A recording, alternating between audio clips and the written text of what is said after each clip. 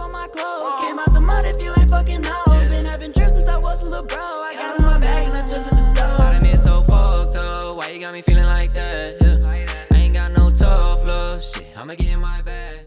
You are now tuned in to the Visionary Podcast. We got the one and only. Pronounce your name because I don't know how to pronounce it. Noaliasaquarius in the house. Noaliasaquarius. Yes, sir. So let's start it off. How did you come up with that name? All right, yeah, that's a good one. Basically, I was in like high school and come closer to the mic. I was trying to come up with a name that would just, I don't know, have some longevity. I used to go by Kill Bosby. That was my name like eons ago. Yo, for real. Hold on. Pause. How did you come up with Bill Bosby or what was it? Kill Bosby. Kill Bosby. Literally just Bill Cosby, but the letters switched around because I used to wear like Cosby sweaters in high school. Damn. It was lame as fuck, but so funny. So funny. Damn. But then I was trying to like move onward and get like a new alias or something. And I remember just like talking to my homies like, yo, like I need to think of a name. And I came up with like dozens that were all shit. And then after a certain point, I'm just like, I'm an Aquarius and I can't come up with an alias. Let's just keep it like that. No alias Aquarius. And it's so, you know, I don't know. Honestly, I kind of like that though, but like, it's like once you find out how to pronounce it, it's like, oh, okay. But when you're looking at it, it's like, what the fuck? Exactly. Like, how do I say this? Because there's no spaces and shit. People be like, Noaliasaquarius. And I'm just like, close. We'll see. I knew that there was an Aquarius at the end, so I knew about that. But honestly, I thought it was just like Noel or something like, you know what I was trying. Right. Yeah, the fucking Noel or something like that. No, that's just funny, bro. I don't blame you because yeah, every single time I've like submitted my music somewhere or some shit like that, where it's like a total stranger trying to read the name, it's always butchered. It's always butchered. So tell me about like the names that you've heard from your name. Wait, the names that I've what? The names that have been pronounced. Oh my god. You know Traplo Ross? Do you know who Traplo Ross is? No. He's like this YouTuber from the UK that does like hip hop stories. And one day he was doing a thing where it's like, yo, if you DM me something positive about my video, like I'll send you a voice message. And so I did. I was like, yo, Traplo Ross, like your videos are dope, bro. Much love from like Asheville. And I could probably even pull it up. He butchered it. It's embarrassing. He's like, what's good, Noaliasaquarius? It's even worse than what I just said. Trust. Oh my god. I like how he was confident with it though. He said, what's good? He's confident. Oh shit. Here we go. That's too funny. Yo, Noaliasaquarius, appreciate that, man. It's your boy, Trevor. He's a Squarius. He literally said Noaliasaquarius, like I'm a squire or something. You know, what like, the fuck? That's just funny, bro. That's too funny, bro. I'm gonna have to listen to that again. I'm sorry, bro. It's not. I don't blame you. Like. Yo, Noaliasaquarius, appreciate that, man. It's your boy, Trevor. The next generation's Tim West with the big dog. Bro. Shout out Traplo Ross one time, man. But bro, he butchered your name. He just like butchered it. So what was your thoughts when he said that? Like I mean, on one hand, I was like, yo, he actually replied. That's kind of cool. But on another hand, that was almost like the first time I kind of realized, like, yo, people can't pronounce my name. Like, if you're just the average person, you can't. It's like more difficult. You know? Fact. Especially if you don't look at it for more than 30 seconds. Like, if you just like read it off top, it's like, oh, Noaliasaquarius. You know, like, yeah. So. Oh shit! So let's go into your childhood. How was life like in your childhood? Like, what was you doing every day? Like waking up. Yeah. Was you going to school? Yeah, I was like grew up in Buenos Aires. I was like born there, and I was just like living in third world country, chilling though. Actually, let's talk about that. Yeah. So you was born in what, Argentina or something? Yeah, in Argentina, Buenos Aires, specifically San Isidro. Shout out anyone that knows where that is. Yeah, it's like I grew up there, so Spanish is my first language. Like I had to learn English afterwards. Wait, so are you a Hispanic or are you American? No, I'm definitely Hispanic. Okay. I'm like a Hispanic Jew, which is kind of weird. You know, not a lot of Hispanics are Jews, but like my dad and everyone onward in that lineage is like from Poland. So I'm like a Polish Argentine. Damn, yeah, I never like heard of that. Yeah. I mean, honestly, you look like an American, like straight up American. So when you told me you was born in Argentina, I was like, what the fuck? Because I don't even have the accent anymore. You know, like I've been living too much in like Miami and fucking Nashville. So now I just say y'all all the time. I'm used to that now. Damn. Like, yeah. So do you remember anything back in Argentina that you liked or enjoyed doing? Yeah. I remember one of my best friends from back in the day. His name is Nxxko. Like he used to play guitar, and like that was one of my first experiences into just like hanging out with friends playing music, you know, like, and I was fucking 8 years old and we were not good at all, you know, but like I like have vivid memories of just being at his house with like two of our other friends, Pancho and Ezekiel. I butchered that too, but yeah, my homie. And yeah, we would just like hang out, play fucking FIFA on the computer. Oh, shit. Like a fucking Windows 95. Like, yeah. Damn. Those are the days. So what was your favorite memories with those two? Because I imagine y'all grew up together. Yeah. Honestly, you know, it's super stereotypical, but like we all played soccer all the time. It's such like an Argentine thing. Shout out Ronaldo, Messi, whatever, you know. But like it's such a fucking generic thing. But yeah, we would like play soccer all the time. They introduced me to like Call of Duty. I remember my friend got like the PlayStation 1 for the first time. He's like, yo, there's this game, Call of Duty 1. Like, you kill people. And I was like, what? No you way. Kill people. Yeah. So just that, going to school. I went to a school that had an English class. So I was like learning some English when I was like 8. But it was like simple words, the same way a Spanish class here teaches Spanish. Okay. Yeah, I was about to ask you, is it like switched? Like, you know, in Spanish, is it kind of more like history back over there? Like when you learn about Spanish? I guess?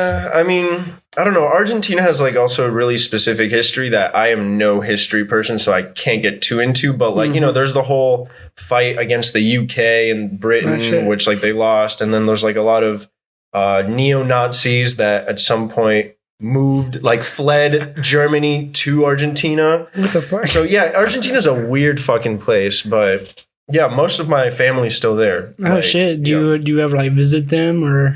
Yeah, I used to go once a year, and yeah, I miss the shit out of them. Some of them now are like in Chile, Puerto Rico.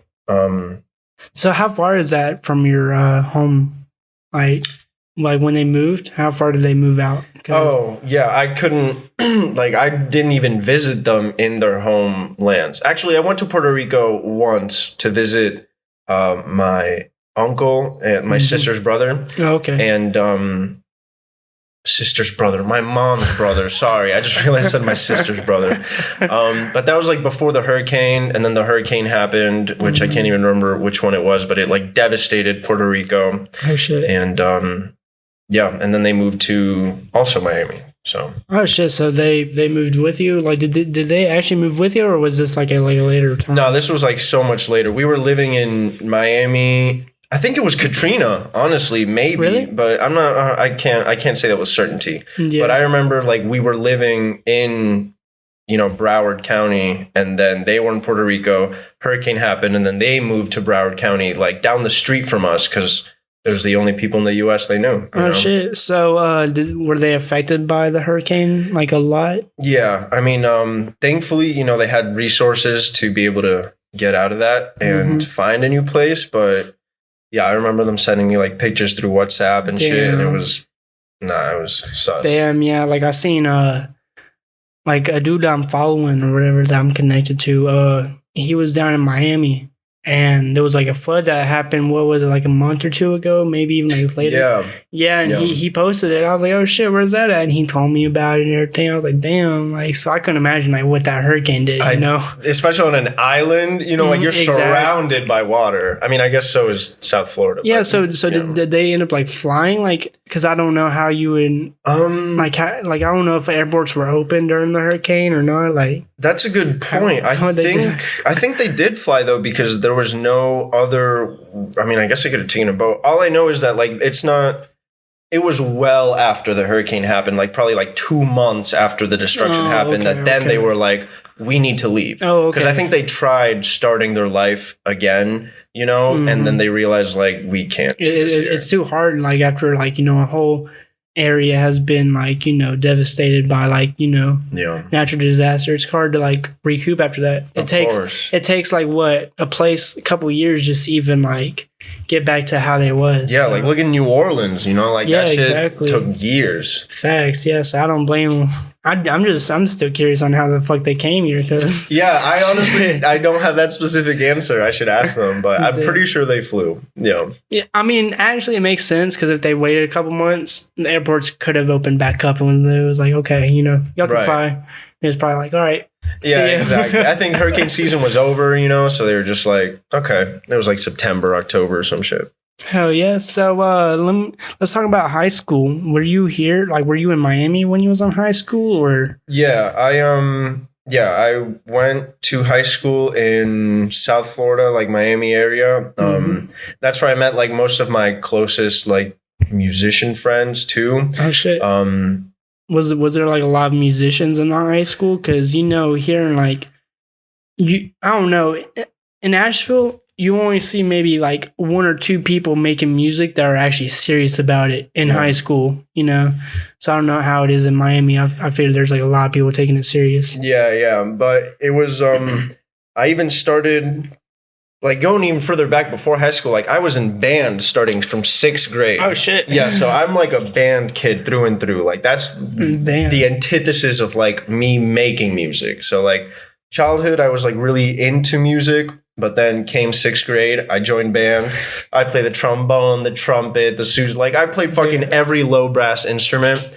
But like that's what got me connected to a lot of people that were like, oh yeah, like I want to be a classical musician for life. So it's crazy because I wasn't even into like hip hop or anything at this point. I was just into like literally like jazz, classical music. Damn. So that was all like you was listening to? Yeah. So what about your parents were probably in still back home, right? Yeah, well, they came. My immediate family came with me. Oh, okay. So, but just them, like my mom, dad, and brother. Okay. Everyone else like stayed back. So was they still like listening like type of music back home, or was? Yeah, I mean, my dad put me on to shit like Pink Floyd and like Beatles. Yeah, and I didn't even think they'd be like listening to like music like that. Yeah, me neither. Like, damn, I didn't even understand what it was, but he was like, "Yo, listen, Dark Side of the Moon, The Wall." Like my dad played The Wall so many times that like that album, and then he showed me the movie, and I was like fucking 12 years old, and I'm just like, "What is this?" Like I was in awe, But so would you say that helped you, like that drive your interest to music more? 100%, 100%. Because I don't know. He was like diversifying my taste. I was so like, like middle school when I started in band, I was like listening to like Linkin Park. That was my favorite fucking band. I love Linkin Park. Okay. Maybe not so much now, but still, like Linkin Park was my shit. I would listen to that non-stop. Meteora, Hybrid Theory, those are like top tier albums for me. But I mean, that was after my dad showed me some random shit. But that was like my first initial interest into like, whoa, rock music that kind of has some hip hop sensibilities, like Mike Shinoda would rap, and like the beats were kind of like hip hop sometimes with just very driving guitars.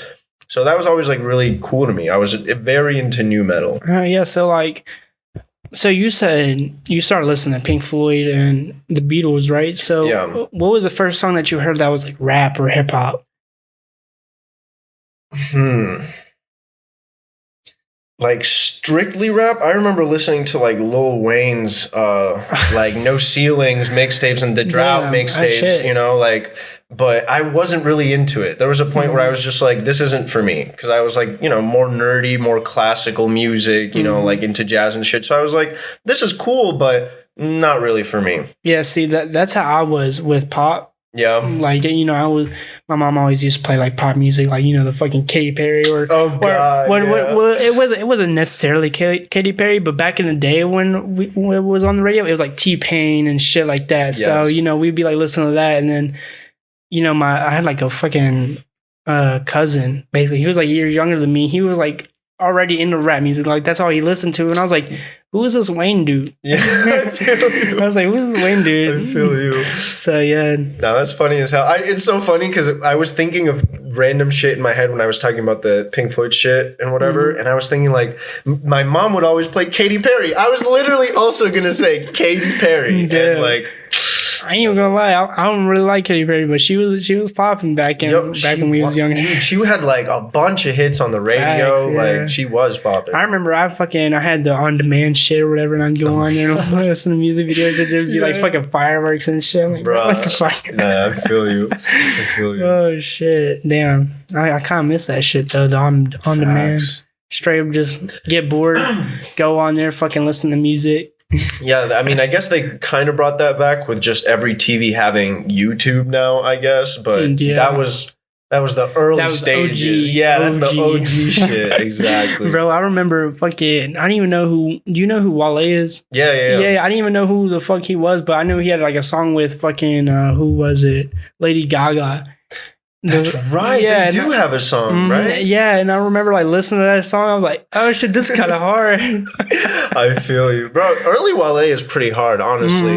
Wale, exactly. The album About Nothing, best Wale album, and facts. Honestly, I don't even think I don't even remember last time I listened to Wale. Yeah. I ain't even gonna lie.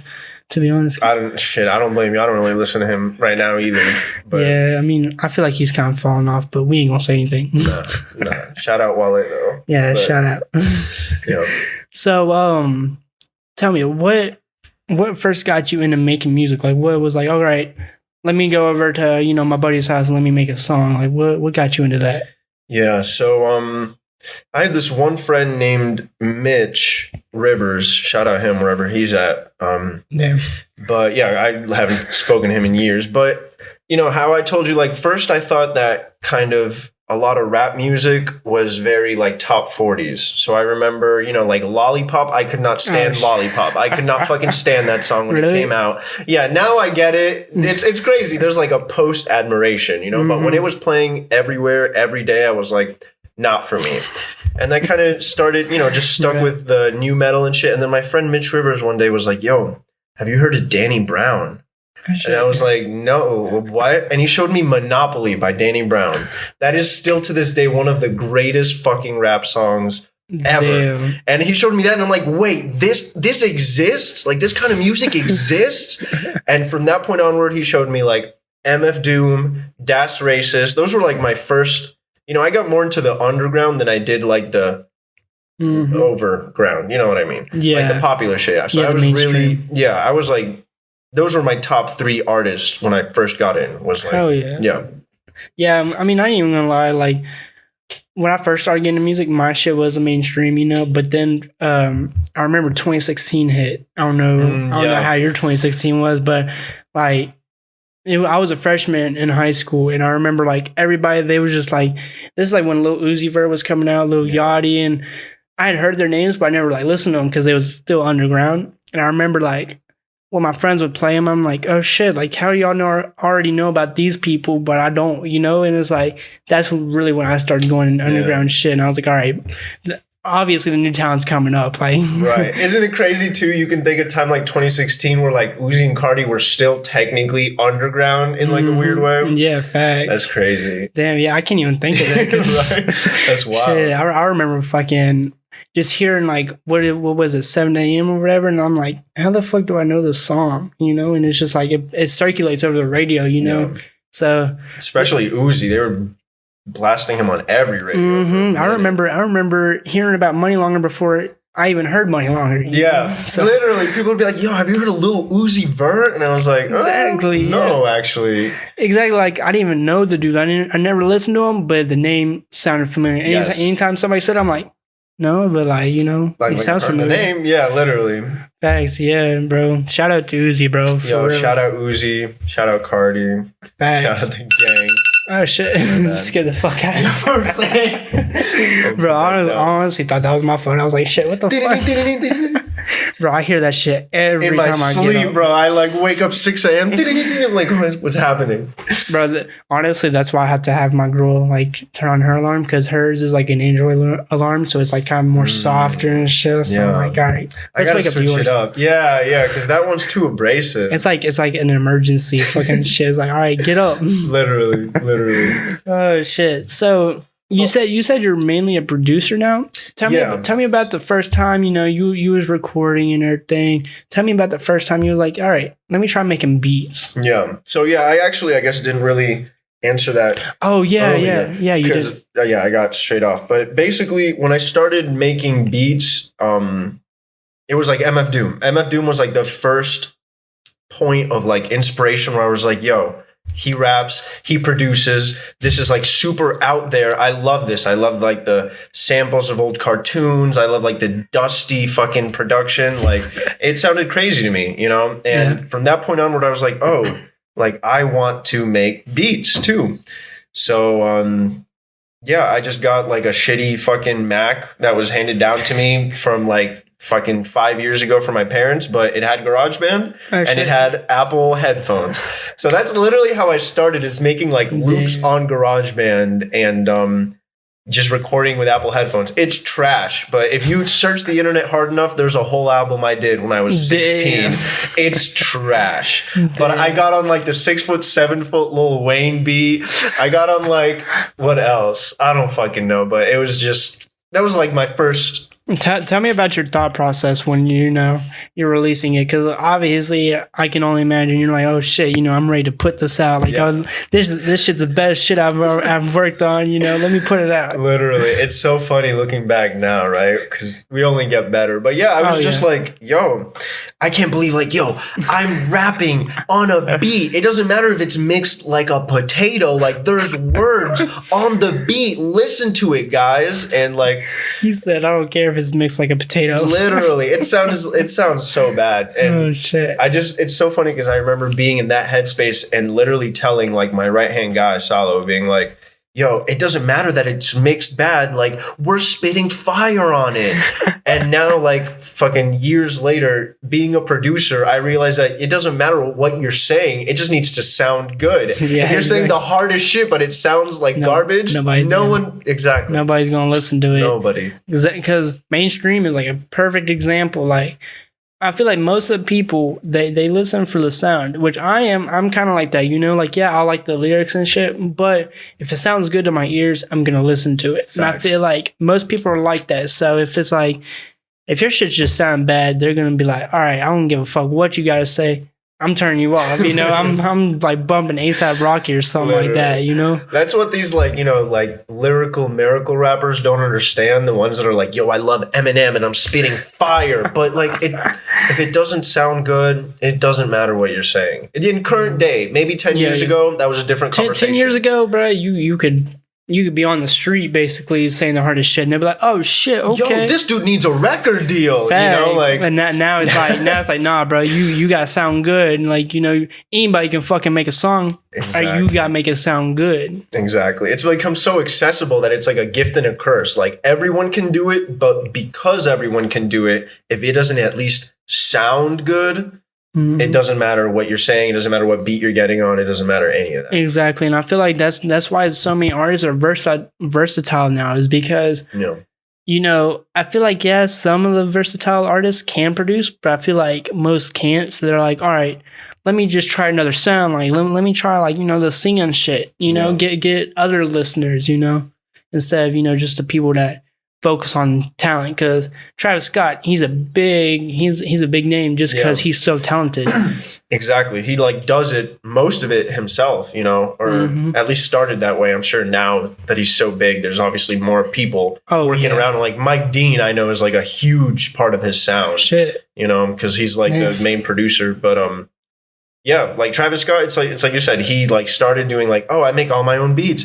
Oh, I'm mixing myself the way I want to in the beat with these effects. So that's also another actually interesting point of inspiration, was when I realized that Travis Scott was not only making the beats and not only being the rapper, but also mixing and mastering and doing basically every part of it. Facts. That was another point where I was like, yo, like I need to learn how to do that. Cause when I first started, like post me recording all my garbage shit on a potato, but pre me moving to Asheville, I would go to a studio. My homie had a studio and I would like pay him to record me, mix me, master me professionally.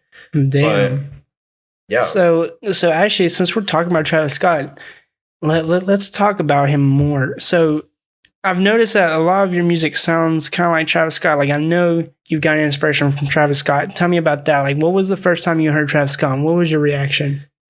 The first time I heard like a Travis Scott song that I like fell in love with was honestly probably Mamacita with Lil with Young Thug and Rich Homie Quan. I'm gonna have to check that out because I've never heard that before. That song is insane to this day, and it was on days before Rodeo. Exactly. That was when Thug and Quan was still together. So I know that shit's old. I know it's old.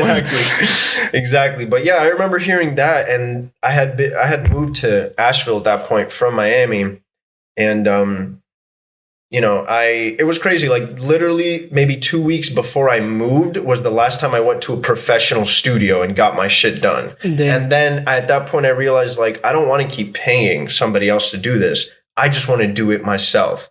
So then right around the time I moved is when like upgraded my computer, bought all the equipment, like because before it was still on a fucking Apple headphone, Damn. So I bought interface, mic, equipment, all that shit. And then like that's what I started doing when I moved there is like I need to learn how to mix, master, record myself. And I would say in a lot of weird ways, Travis Scott was kind of like a point of influence for sure. Where I was like, this dude's doing it all almost. Obviously, there's other people involved, but he has his sound.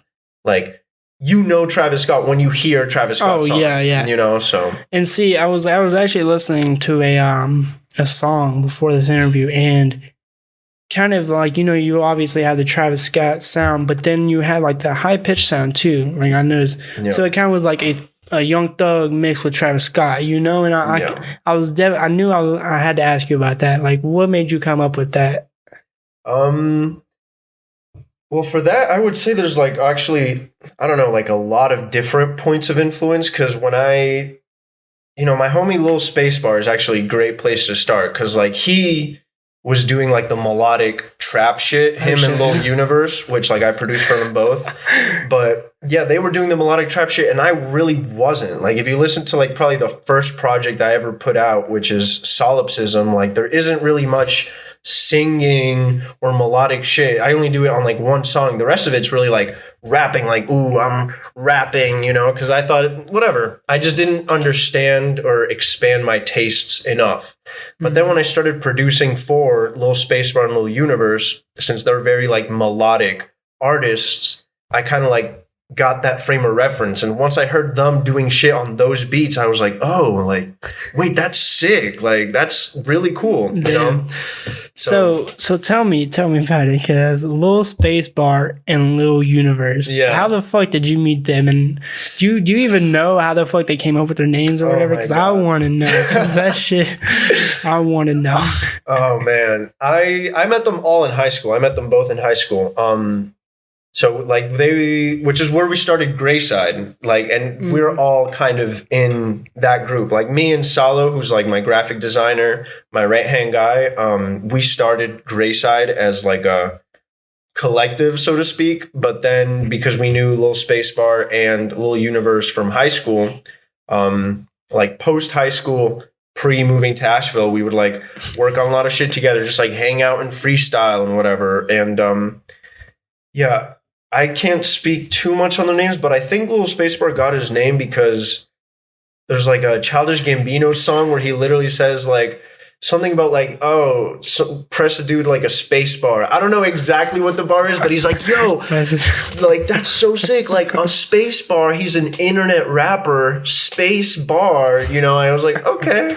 See, I didn't even think about the whole bar part, that right. shit. That's what I'm saying. He's like, yo, I'm like a spacey rapper, space bar. So he's a spacey rapper that got bars, so it's space bar. Exactly. That's what he'll probably tell you, some dumb shit like that. Damn, and then I think Lil Universe was just like, you know, he's like a super like cool and like not super outspoken guy. So he's just kind of like, yo, like I am my own universe in a way. And like he embodies that very, very strongly. He's definitely a character. They both have like projects that I executive produced completely. Because I believe in that sound. So I mean, the fucking thing is dope that, you know, they have meaning behind their names, you know? Like, so some people, they'll just be like, all right, you know, this shit sounds cool, you know?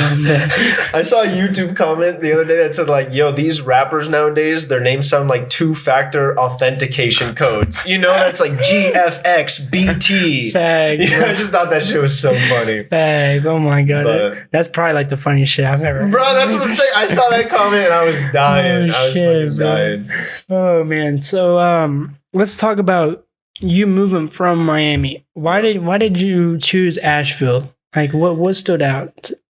Well, that's actually like a interesting story that has literally nothing to do with music. Interestingly, shit, go ahead. Yeah, it's when I was in Miami, I got to a point where I was kind of like getting into a lot of toxic friendships and just hanging around a lot of people that were just like not good for me. Just doing a lot of fucking hood rat shit when I wanted to do something more than that at that point. And, you know, I was just kind of trying to like discover myself a little bit. And I wanted to do like a work away thing, you know, like literally traveling around the world, working on people's properties for free. And pause. What do you mean working on people's property? Like lawn services and shit? No, more like you know what woofing is? No, I don't think so. It's like when let's say somebody has like a giant farm or whatever, and they say like, hey, you can live on my property if you like work a little bit each day and like I'll feed you, blah, blah, blah. It's like a partnership program like that. I really didn't even know like people had that shit or that was a thing in America. You know, I didn't even know that. It's sick. You should look into it. I might. Yeah, there were some places in Hawaii that I was looking at where it's like, it was just beautiful. There'd be like, come work on like our sanctuary or 60-acre sanctuary on like a volcanic mountain and you can live there for free. And the pictures are like, whoa. Yeah, you live on a volcano. Yeah, like, yo, if it erupts, I'm right here. No, but like literally that. I just wanted to do something, you know, a little more holistic, a little bit more open-minded. I was just like just doing too much drugs and not really doing shit with my life. So I was like, I need kind of like an escape from that. And then I found this place in Burnsville. I had never, ever been to North Carolina, ever. But I found this place in Burnsville called Snaggy Mountain. Shout out Jared. He owns it. But it literally said like artist and musician hostel. Like you know, where people come together. So I was like, that kind of sounds dope to me. I want to do that. So I ended up on a whim just being like, okay, I'm going to go do this for 3 months. I flew to Asheville. Some dude picked me up in a car, drove me to Burnsville. I had no idea what was happening. Damn. But then I got there and it was truly like a magical place. I ended up like working on this dude's farm.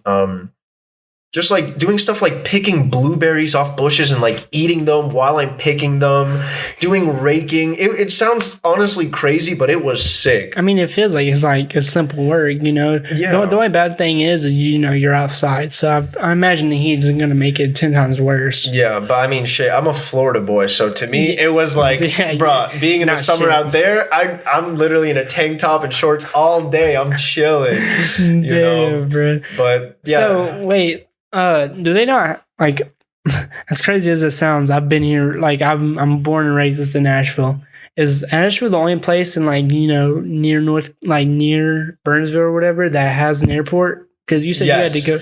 Yes, damn. I think so. Yeah, because I flew in from Asheville and then this dude had to pick me up and drive me out. So how far is Burnsville? Because I've heard of Burnsville, but I don't know exactly where it's at. It's like 50 minutes from Asheville. It's almost an hour. Yeah. Damn. So why didn't you? Oh, I guess if you would have flown into Charlotte, it would have been the same. Because I think like if this is Asheville, Charlotte's like here, but Burnsville's like on the other side. So if I flew to Charlotte, it would have been like a 3-hour drive. Oh, okay, you know? Okay, that makes sense now. Yeah. Okay.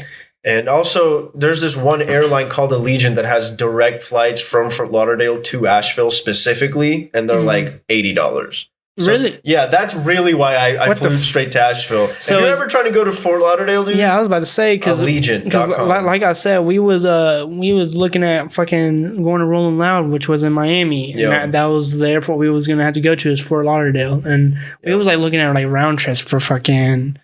What was it, like $300 or $400? I'm like, Bro. goddamn! Like I thought it was advertised for $100. Yeah, no, but if you use any other airline, you will pay over $250 almost guaranteed. Next time you try to fly to Fort Lauderdale, Allegiant. Literally round trip, less than $100 almost every time. So what about that? Is Allegiant just to Fort Lauderdale, Nashville, or is there like from Fort Lauderdale? I can't even say the fucking name. Bro, I feel you. No, but they have like specific flights to just different hubs, which is why it's like you can't fly Miami to Asheville on that. You can only fly Fort Lauderdale to Asheville, which is a different airport, you know. Oh, okay. So, I get what you're saying now. Right. Like you can't fly, you know, from Fort Lauderdale to fucking Hawaii. It's only like these selected 30 airports they fly to or something. I mean, we'll see. That's good, but what about reverse? Like, you know?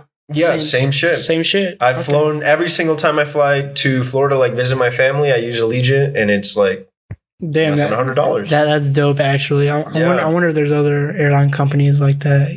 Look into that shit. I'm definitely looking at that because, like I said, bro, I've been, especially with like me going out to Charlotte. I'm planning on, when my podcast gets to a certain level, having people fly out. Yes. Flying people out. So I need to.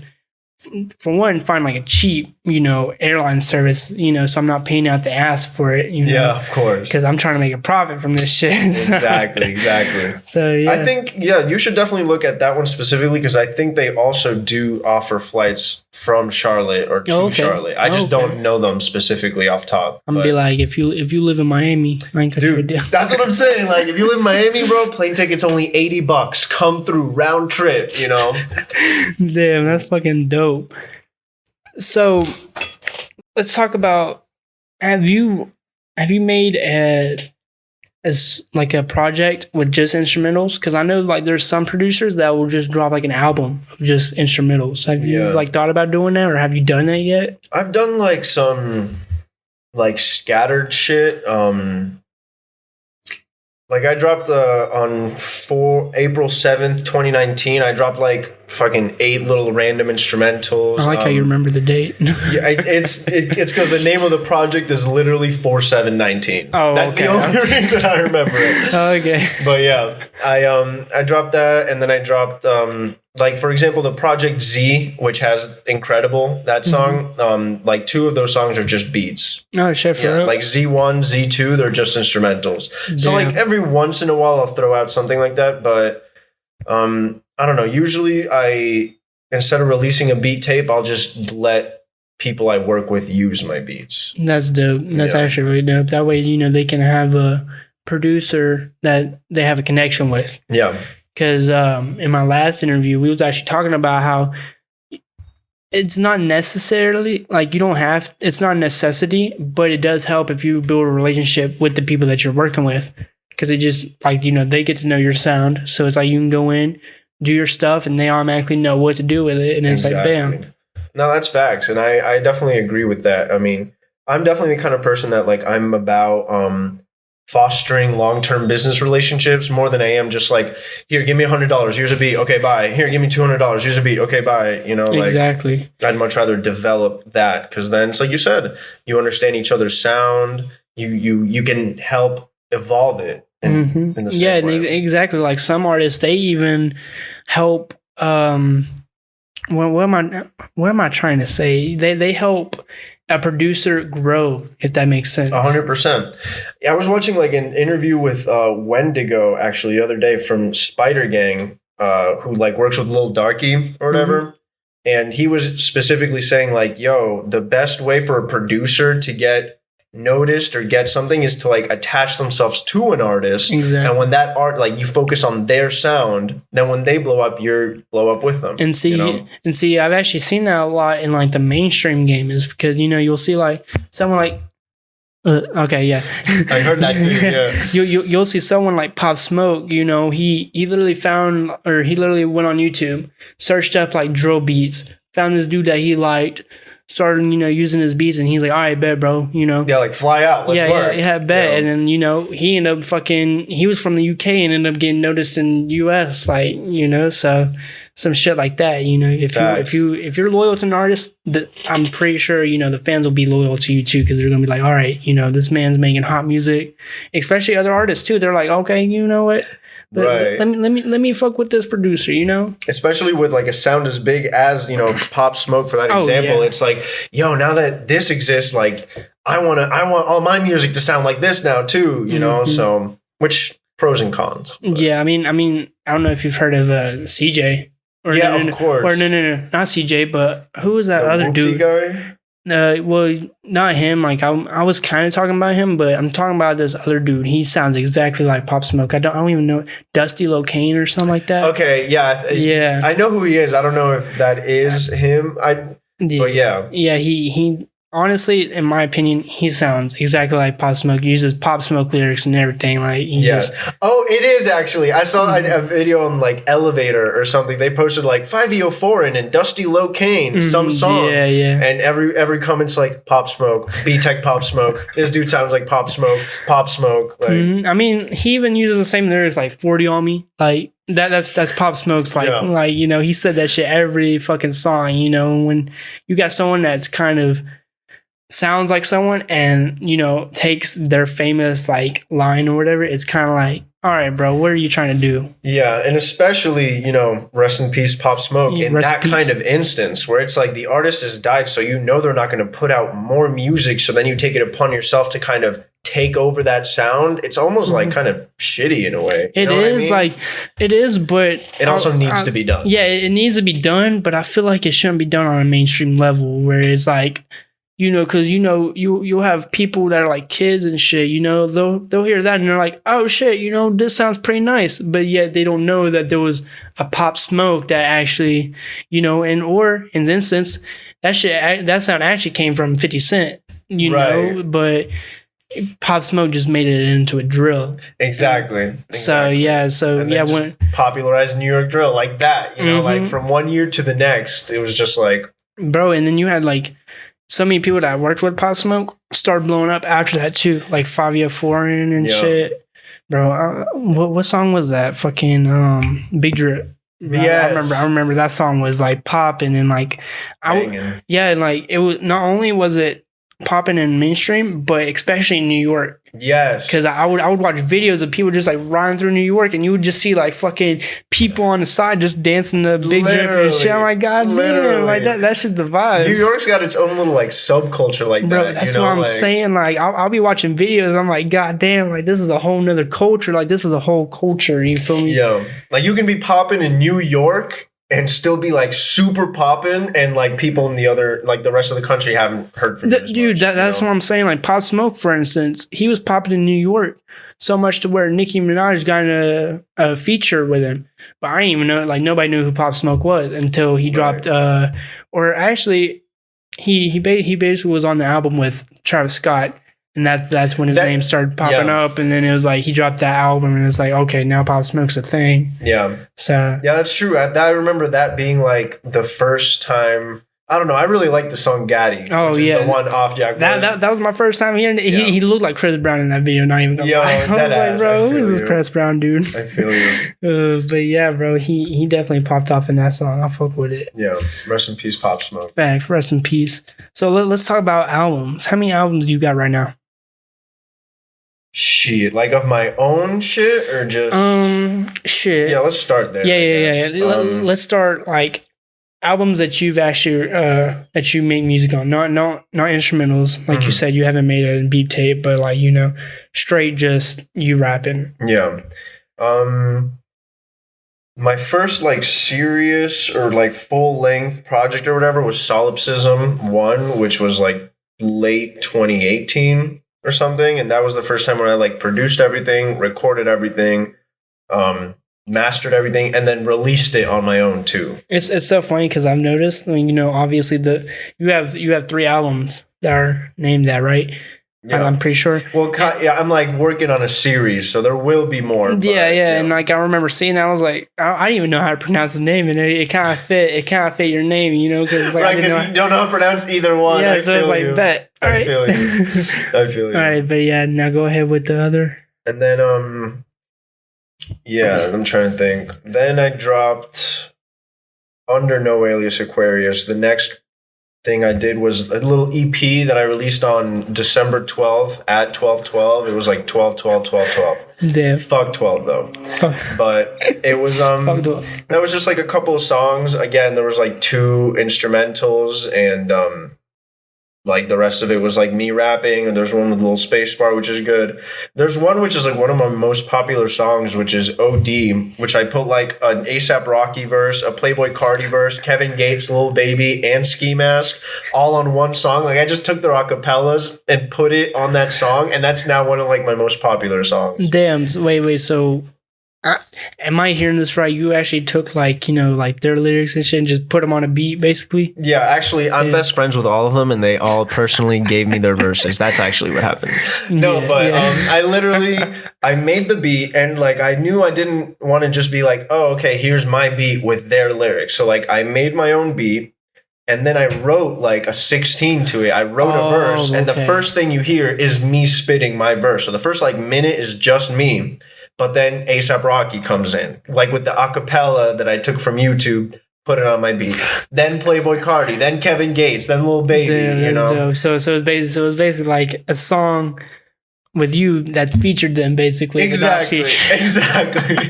Yo, that's dope. I honestly have never seen nobody like do that type of shit. And I mean, it worked for a good point of exposure too, you know, because people are like, "Oh shit, Lil Baby's on this song for this random fucking artist I've never heard of." Lil Baby. Sure. Oh shit! But I'm wondering if people can get like the wrong idea, like, you know, you hear for some, like, say for instance, if somebody was to stumble across that song and they're like, "Oh shit, this is a Lil Baby verse I've never heard." Like, was it actually verses that they've already said, or was it like, you know, kind of? Nah, it was like the Lil Baby verse I used was like the Yes Indeed verse. Oh, like okay, everyone would recognize that. Okay, you know? So yeah, I know what you're trying to get. Yeah, okay, like yeah, the Cardi verse was like the flatbed freestyle verse. You know. Okay, so yeah, I imagine the people that was like, "Oh shit," you know, was the people that I didn't like really listen to them. They was like, "Oh, exactly." Like, yo, this dude knows Lil Baby. What?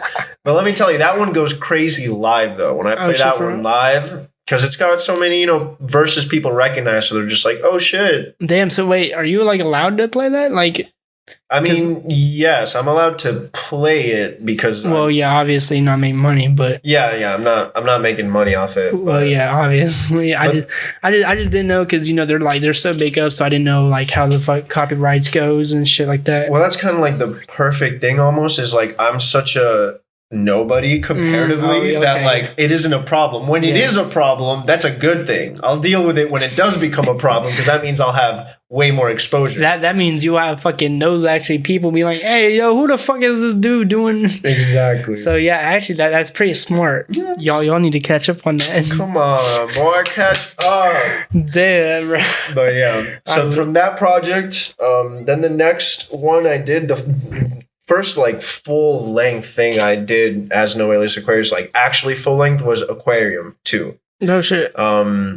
Which is like on streaming platforms and that's one that I did, like, you know, completely produced. Everything got features from like a bunch of my friends. So was that one that you produced, or did you have someone produce? No, that was completely produced by me, recorded by me, engineered, the whole shebang. Okay. And that's probably the project that like most people have heard from me, because it's got like songs that, I don't know, like they played Tint on Slay the Mic Radio one day, which is like, like, which is the second song on it. It's like one of the more popular songs too. But yeah, that project is how a lot of people ended up hearing about me. So the song that I played earlier that I have on my thing, is it, I can't like remember which album it's from. Is that from Aquarium or something? Or is that from like I think that's from your first album, right? The one with the... Or the third. The one that you just played? Yeah. That was actually from the one after that, which is Z, which is like a tribute to my grandpa who like died I released it on his birthday. Damn, rest in peace. Yeah, rest in peace, Z. Damn. But I put that on it, and because I wanted that album to be kind of like really cathartic, and the song "Incredible," which is the one I think you're talking about. That one was just very like ethereal, singy, like just trying to put out that kind of vibe. It sounded like very musical, if that makes sense. Like something that would be like on mainstream, it's just like some. Yeah. We're not. I don't want to say something that'd be in mainstream right now, because mainstream is a bunch of like R&B. So I can't really say that, but it does sound like a song I've heard before. If that makes sense, it sounds like something that would have been released by somebody bigger. Yeah, I with that one is. Like that time frame is when I really started kind of expanding on like the doing a certain type and then like a certain type of rapping, and then the same song like switching it up completely and doing like a completely different style of rapping over like a different tempo of beat sometimes even. So would you say that area with like your experimental phase, you were just experimenting like with different sounds and shit? Yeah, I mean, I would say that I'm almost doing that all the time, but like that was the first time that I released something where like you could tell, because before I would just like keep it to myself most of the time, like a bunch of unreleased shit. And honestly, that's good, because a lot of artists they do that. They'll experiment with it and they'll like release it basically like, all right, how are y'all rocking with this? And yeah, like it's a big risk, but like a lot of people pay off with that, because people like hear new shit. Like, it's like, oh shit, this is that person, but it don't even sound like that person. Like, okay. Exactly. So yeah, like I like how you did that shit. Yeah, did it bring you any like confidence when you did that, or how was your thoughts when you released it?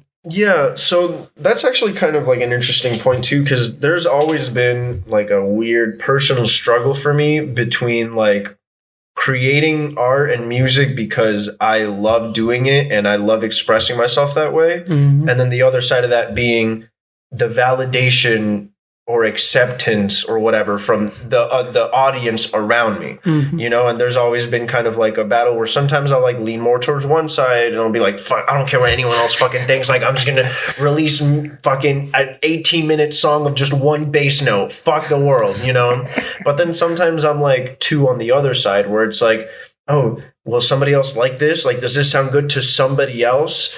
And I think at that point with Z specifically is when I was more towards the like, I really don't care, because this is like an indulgent project for me. It was for me, it was for my grandpa. So it was more like, I don't really care the way it's going to be received. I just want to put this out. That's dope. Yeah. So I would say there is a payoff in, it's like you said, the way it's done has a lot to do with it. But yeah, honestly, like you said, if you would have been like self-conscious or whatever, and like, would have cared about people's opinions, probably wouldn't have released it, and then I probably wouldn't have had that song on my shit, Literally. So it's like, it's a good point for people to think about. I think just like if you're creating art, do it for yourself first, mm-hmm. and then that self-expression that you create yourself will resonate more to another audience if it's genuine. Because if you create it for someone else, then it isn't genuine anymore. You know what I mean? Yeah, and like when you make music that you like and shit and don't care about what other people think, that defines you. Mm-hmm. Not what, your opinions on everybody else's. That defines you. Like that's straight up you. Yeah. So yeah, I feel like a lot of people, they do like that shit too, because it's like, they don't want to listen to another, what is it? Another like Lil Wayne or something like that. They want the new thing. Exactly. And I feel like it's kind of crazy because the underground is almost coming back. Like, I feel like you almost hear now more underground talk than you do like, oh, have you heard the new Drake album? You know what I mean? Like, nobody fucking cares anymore. Yeah, I've actually noticed that, like, since 2016, people have been like, focused on like the new up and comers, like, I like back before 2016, I didn't even know XXL freshman list was a thing. Now it's like I look forward to it every year and shit. And I feel like a lot of people are like that, they've kind of been like me and like, okay, I'm gonna start paying attention to these new up and coming rappers. And I feel like the getting like mainstream has been like, oh, okay, we've seen a rise in, these listeners compared to these. So like, let's try to get these boys up. Exactly. It's crazy though, because the XXL list is almost like super hit or miss. Like, exactly. I remember pre 2016 where like people like Chance the Rapper were on it or J. Cole were on it. And like at that point, I liked those artists way more than I do now. Exactly. Like I don't really fuck with Chance anymore, but just an example, like Kendrick was on it, Absol was on it, Freddie Gibbs is someone to this day that I fucking love. Freddie Gibbs, he's fucking super talented. But 2016 was the first year where they kind of took the approach of less like, oh, let's get a bunch of hard rappers and then like one or two like poppy ones or like what mainstream ones or whatever. And then 2016 was the year where they did it completely opposite. They're like, we're going to get a bunch of underground artists, and then we're going to get like one or two artists that are like the lyrical rappers, like Denzel, even though he's still underground, is still super talented. He's hella I loved Denzel too. But when you compare Denzel to someone like Lil Yachty or Kodak or Uzi or 21, like, doesn't even compete. Exactly. Like, lyrically specifically, they all make different kinds of music, but you know what I mean. It's like, and I've noticed with the XXL freshman list, like especially with the last list, I don't know if they've actually released the last list or not, but I remember like looking at it, and honestly, I ain't even gonna lie, I didn't know anybody on that list. I was like, man, what the hell? I was like, the 2020 list or the 20. Honestly, I'm talking about the 2021, but I think it was a leak. Oh yeah, the leaked list. I didn't see that too, and that shit was. Yeah, I seen it. I was like, bro, what the fuck? I was like, I don't know nobody. I feel that. I was just like, huh?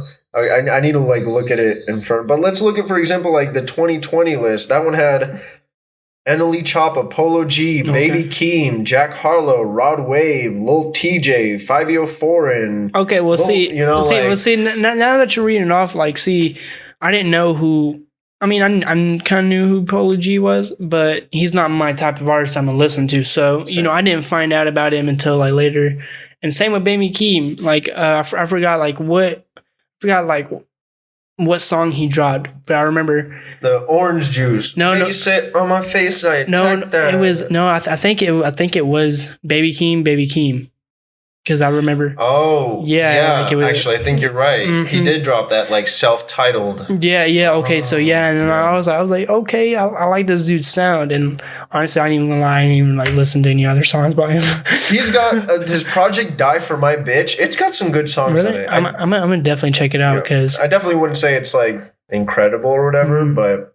I mean, he's got the Kendrick cosign, so that's a fucking. Oh shit! I didn't even know that. He's Kendrick's cousin or nephew or something. He's like related to Kendrick. Yeah, that's why he's like been put on the way he has. See, I didn't know that. I thought maybe he was just an underground rapper that had this unique sound, but nobody was fucking with it until because obviously I know his sound is gonna like he's gonna be up there one day because he just has that sound. Just like Travis Scott. I don't know how the fuck Travis Scott got to where he's at now. I think he did like Kylie or something, but yeah, like he was just a regular rapper, and then all of a sudden he's just the biggest name in the world. It's like, how the fuck?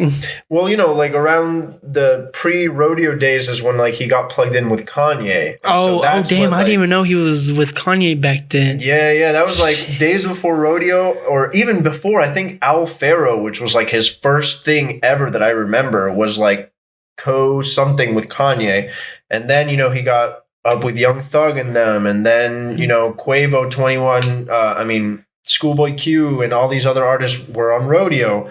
And then the behind the scenes shit like dating Kylie, being the McDonald's dude, Fortnite Burger, whatever. I'm here because Cactus Jack sent me. You know what I'm saying?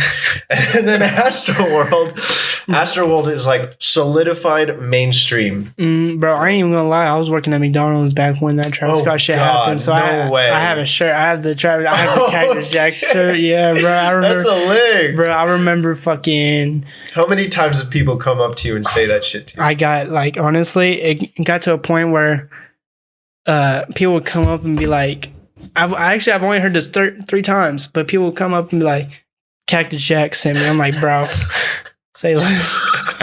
That's too funny. Or no, I think there was one time, I think some dude, I mean, I know I've seen this in the internet somewhere, but I think this actually happened at my McDonald's to where some dude came up and was like, "You know why I'm here," and like played Sicko Mode or something like That happened at your fucking McDonald's? I know there was a viral video that went right, and that one wasn't at my McDonald's, but Okay. I know Some other dude did the same thing? I think somebody tried copying him, and I'm like, bro, Bro, when I saw that shit, I'm not gonna lie, I died fucking laughing. I feel so bad. thanks. I didn't know that. That's Yeah, bro. you Like got some insight into that bro, meme. that shit was sick too. And then like when he posted all those like Instagram pictures of him like actually working at the McDonald's, I was like, bro, come here, come to Come Asheville. here, bro. Come to Asheville. Thanks, Please. bro. I'd love to work with him. Yo, that'd be dope. It's lit. Can you imagine? Straight up. Bro, I couldn't imagine him like taking orders, just like seeing him be like, it's lit. Be like, hey, you'll have a number 2 with fries? Straight up, sir. It's lit. Cactus Jack sauce, please. Sicko Mode. Bazinga. Like, Oh shit. He honestly he's so big, he's kind of a meme now. Like 100%. he's talented as fuck, but he's a meme. he's a meme. He's a meme. He's almost so mainstream that, like, it's difficult to like him in a way. Not, you know what I mean? Yeah, like, yeah. obviously, I fuck with his music and everything, but, like, it's almost corny to like him now. You know what I mean? Yeah, because everybody's doing it. It's like everybody's a Exactly. fucking Travis Scott stan, you know. Yo, Everybody's dude, you heard Astroworld, dude? Sicko Mode, so good, dude. I love Drake, and you're just like, all right. and see when you say that, it kind of makes me think of the fucking typical white suburban dude. You know what I'm saying? Yes. Oh my god, Travis Scott has the best bars. Travis Scott's god. Yeah, they're like, he's wearing like head to toe Supreme. He's like, yo, dude, I bought this with my mom's money, and Travis Scott is the best rapper, dude. He's so tight. And you're just like, I bought 20K. Or no, what am I trying to say? I bought shoes for 20K just because they said Travis Scott. literally, it could be like a fucking pair of 2004 Vans that just have the word Scott written on them. Some white suburban dude's gonna be like, Mom, I need these Vans right now, Mom. Straight up, it's lit. I need them. Straight up. It's lit. Oh fuck, bro! I'm telling you, Travis Scott's definitely influenced the game. I don't care, Yeah, like 100%. he's definitely one of the biggest in the game. Yeah, he's great now. And I've heard like he's one of like the best performers in the game right now. Yeah, his live shows are crazy. Yeah, Crazy. and that's another thing why I was so sad about not going to Rolling Loud, bro, because I knew he's been like the headliner at Rolling Loud for like the past 3 or 4 years, bro. Is like, you know, I mean, you saw the he's last time he performed, dude. He had a roller coaster on stage, and he would like ride that shit and like Right. rap. That's hard. Like, that's crazy. I can't remember what year it was, but I don't even know if it was like Rolling Loud or not. But I know like he basically was like, "Hey, everybody, come up to the front and start a riot." Yo, yes. I don't remember where that was, but I've seen that video. Yeah, I think it was Rolling Loud, but like I know it was definitely like one of his like biggest concerts. And Yeah, Rolling Loud makes sense because yeah, that 'cause shit popped. everybody was just Everyone's like, yes, sir, Mr. Fortnite man, let's go. yes, sir, Mr. Scott. Yeah. Oh, shit. Damn, we got derailed. Thanks. All right, shit. All right, music videos, bro. Okay. Tell me about your first music video. First music video ever was with Gaptooth Jeff. Shout out GGTV.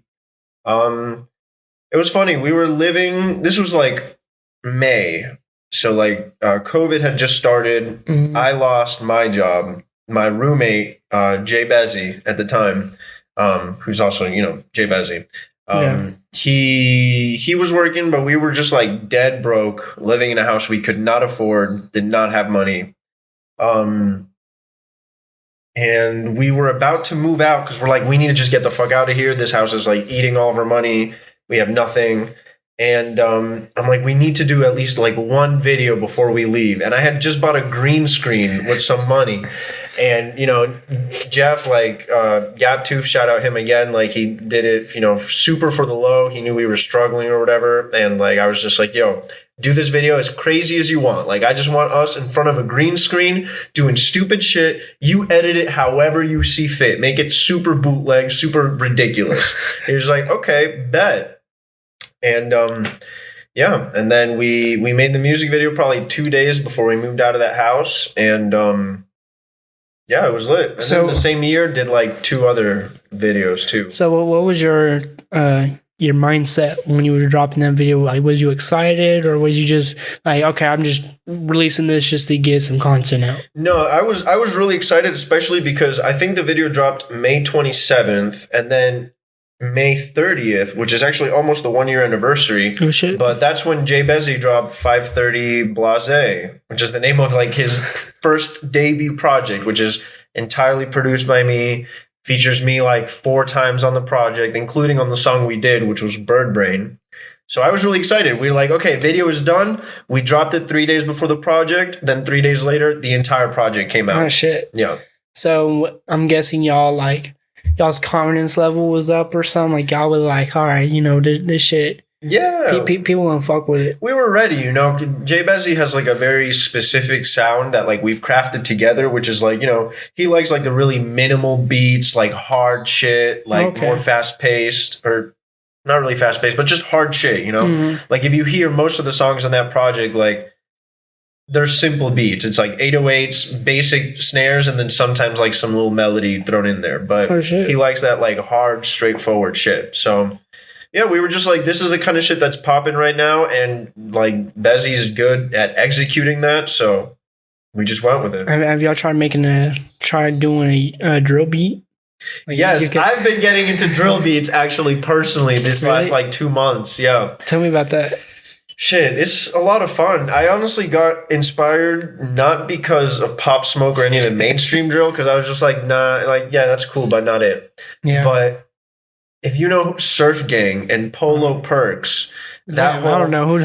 Bro, that whole group, it's like New York-ish, but they're kind of based out of LA too. It's weird, but just look up Surf Gang. This dude Polo Perks released a project called Punk Goes Drill, which is literally drill beats and like punk guitars. He samples like Mr. Brightside, samples like The Killers, samples fucking Snow Patrol. That shit is tight. And I remember hearing that being like, whoa, drill beats can be like this. Because before I was just like, oh, drill beat is just like da da da da da da da, and then the gliding 808, But like these beats were like not generic. They were very like almost new metal. It's like new metal, but trap, but drill, not trap. So it was. You should check it out. Yeah, I'm gonna definitely check it out, because I like the whole. One of my favorite artists was Lil Peep, and that's because he brought the whole like. I'm trying to think. Was it? I don't want to say the wrong thing. Was it punk or something? It was grunge. Yeah, emo, Green Day. It was like Green Day artists, like like that kind of sound just mixed in with future beats. Yes. Yeah. So imagine that, but like faster, and then drill instead of trap. It's super interesting. Damn, I'm not gonna say every song is a banger, but like there are great songs on that shit where I heard and I'm like, wow. Like the next day I was like, I need to make Evil Gianni type beats. I need to make drill beats right now. And I did. Damn. And now those are the ones that are getting some of the most views on my channel. So shit, keep working with it then, I guess. Yeah, shit. It's fun, but yeah. Hell yeah. So I guess before we close out the interview, you got a message for the youth or tips of advice for the youth? Yes. Yeah, kind of piggybacking off like some shit I said earlier, like always do shit because you want to do it. Like make sure your art is genuine to who you are as a person. It might be cool to like, base your shit off of other people. And I'm not saying you can't sound like anything or have influences, but don't be like, oh, I love Lil Peep, so I'm gonna just Horsehead type B or Lil Peep type B, and then just record that and sing like the same lyrics. Fact. That shit just gets super played out, especially nowadays. Just be yourself. I know that sounds super fucking cliche, and it is fucking cliche, but it's also true. Like, just be yourself. Make the kind of music you want to make. The more confident you are with your sound and not trying to appeal to other people, it has a reverse effect where the more other people will fuck with you because you're not like everyone else. Does that make sense? Yeah, exactly. So just be yourself. That shit is cliche, but be yourself. Oh, yeah. So what about any shout-outs? Shout-outs before we close out. Yo, we had to hit him with the shout-outs. All right, let's go, my man Jay Bezzy. Shout out Jay Bezulus, Sheffrey Bezulus. Shout out Little Spacebar. Please check out LSB on LSD, by the way. That album, I produced the whole thing front to back, has literally some of the best work I've ever done. Definitely check out that It's so funny because every time I hear a little space bar, I want to go pew pew pew pew or something like that. Literally, like air horns or something. Yeah. All right. But yeah, shout out them, Little Universe, yeah, I'm just the gang. Anyone that's helped me get here, fucking RCY, Love Kills, Gaptooth Jeff, shout out Asheville. Shit. Oh yeah. Also, Shout out you, bro. Thank shout you, out bro. you. Don't forget. Shout out Miami. Shout out Miami one time. Shout out Broward 954. 954 shit. Big swag. Hell yeah. So I guess that's gonna be the end of the interview. Don't forget to follow us on all social medias linked in the description. Yes, sir. Yeah, and just fucking subscribe to the YouTube, leave a like, comment, do all that type of shit. You already know. Yes, sir. Do all the Let's go. fucking YouTube type shit. But yeah, y'all, This has been the Visionary 828 podcast. the visionary. Rick. All right. Swag. Designer up on my clothes. Came out the mud if you ain't fucking know. Been having trips since I was a little bro. I got in my bag, not just at the store. I done been so fucked up. Why you got me feeling like that?